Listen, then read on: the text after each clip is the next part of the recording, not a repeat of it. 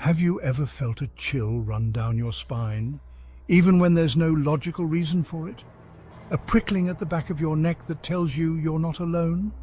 Tonight, we delve into 3 bone-chilling stories that will make you think twice about your next adventure.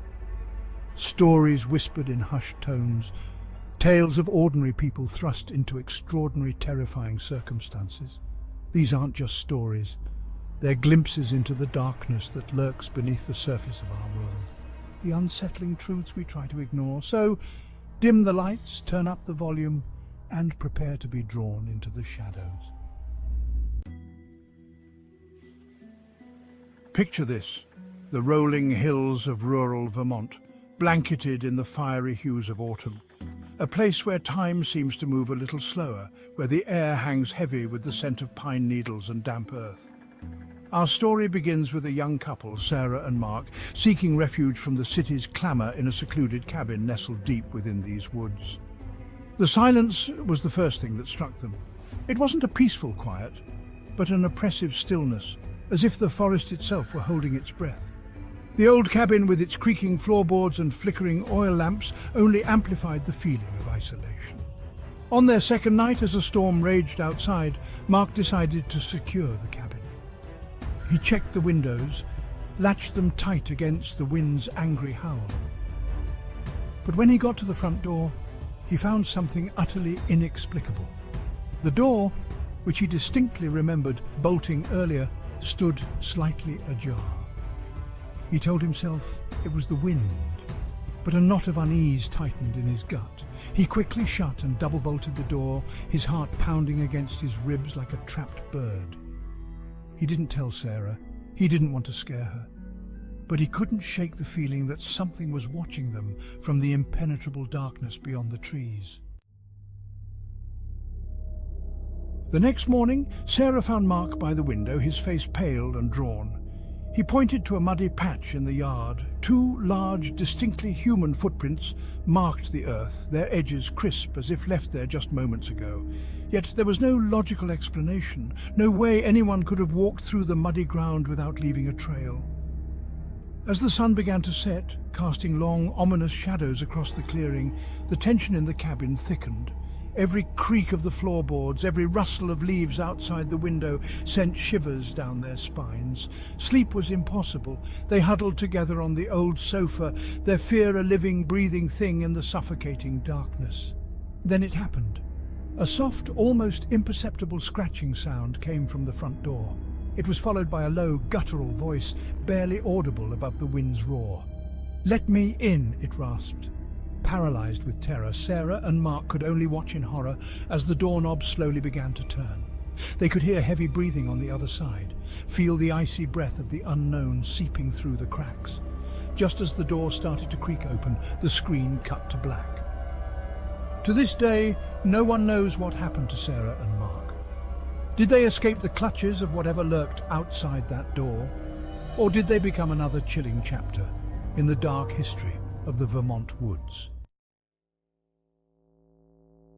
Our next tale takes us from the chilling isolation of the Vermont woods to the sun-drenched beaches of the Bahamas. Imagine a tropical paradise where turquoise waters lap at pristine shores and palm trees sway rhythmically to the gentle ocean breeze. This is where our story unfolds, a stark contrast to the chilling events that were about to transpire. 3 friends, Lisa, Emily and Jessica, were celebrating Jessica's upcoming wedding with a bachelorette getaway. Laughter, cocktails and endless sunshine. It was a dream vacation, or so they thought. One evening, while strolling through the bustling marketplace, their eyes fell upon a brightly lit stall, the air thick with the scent of incense. An old woman with kohl-rimmed eyes sat behind a table, offering intricate henna tattoos. Intrigued, Jessica decided to get one, a beautiful swirling design on her shoulder. As the woman worked, her touch surprisingly cold against Jessica's skin, she muttered something in a language none of them understood. They dismissed it as a local blessing, unaware that they were inviting something sinister into their lives. Later that night, back at their luxurious resort, things took a terrifying turn. Jessica, the first to shower, emerged from the bathroom, her eyes wide with terror. The henna tattoo, once a beautiful design, had transformed into a grotesque demonic face, its eyes burning with an eerie red glow. Panic surged through the room. They tried to scrub the tattoo off, to wash away the horror, but it wouldn't budge. It was as if it had become a part of her.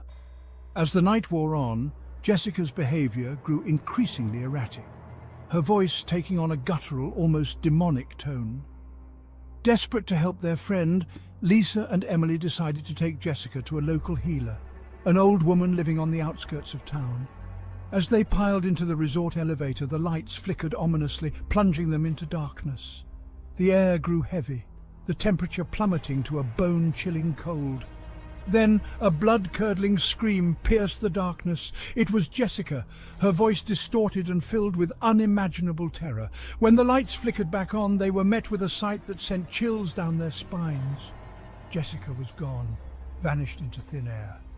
The only evidence of her presence was the lingering smell of sulphur and a single blood-red feather lying on the elevator floor. Our final tale of terror takes us from the sun-drenched beaches of the Bahamas to the majestic peaks of the Swiss Alps. Imagine a world of pristine snow, towering pines dusted in frost, and the crisp, invigorating air of a winter wonderland. Nestled among these breathtaking peaks was a luxurious ski resort, a haven for those seeking adventure and tranquility. It was here that a group of friends, David, Ben and Chris, arrived, eager to conquer the slopes and escape the daily grind. Their chalet, a charming wooden structure with panoramic views of the snow-capped peaks, exuded warmth and comfort, a stark contrast to the chilling events that were about to unfold. The first few days were pure bliss. They spent their time skiing, snowboarding and sharing stories over mugs of hot chocolate by the fireplace. But as the days turned into nights, a subtle unease began to creep in. It started with whispers, faint and indistinct, carried on the wind whistling through the eaves of the chalet. Then came the shadows, fleeting glimpses of movement in the periphery, gone before they could focus their eyes. One evening, as they gathered for dinner, the phone rang. David picked up the receiver, but all he heard was static and a series of chilling, high-pitched whispers. He dismissed it as a prank, but the unsettling feeling in the pit of his stomach refused to dissipate. Later that night, Ben, unable to shake off the feeling of being watched, decided to take a walk. As he stepped out into the biting cold, he noticed a set of footprints in the fresh snow leading towards the edge of the woods. Driven by curiosity and a growing sense of dread, he followed them, the crunch of his boots the only sound in the otherwise eerie silence. The footprints led him deeper and deeper into the woods, the trees closing in around him like silent sentinels. Suddenly, he stopped dead in his tracks. There, hanging from a tree, was a figure, its silhouette barely visible against the moonlight. As he stumbled closer, his blood ran cold. It was a scarecrow, its straw-stuffed body dressed in a tattered ski suit, its hollow eyes seemingly staring directly at him. But what chilled him to the bone wasn't the scarecrow itself, but the fact that it was wearing Chris's scarf, the one he had been wearing earlier that day. As the sun sets on these chilling tales, remember, the line between reality and nightmare can be thin, easily blurred by the shadows that lurk around us. The world is full of mysteries and dangers. Stay safe, stay alert, and keep watching for more tales of terror.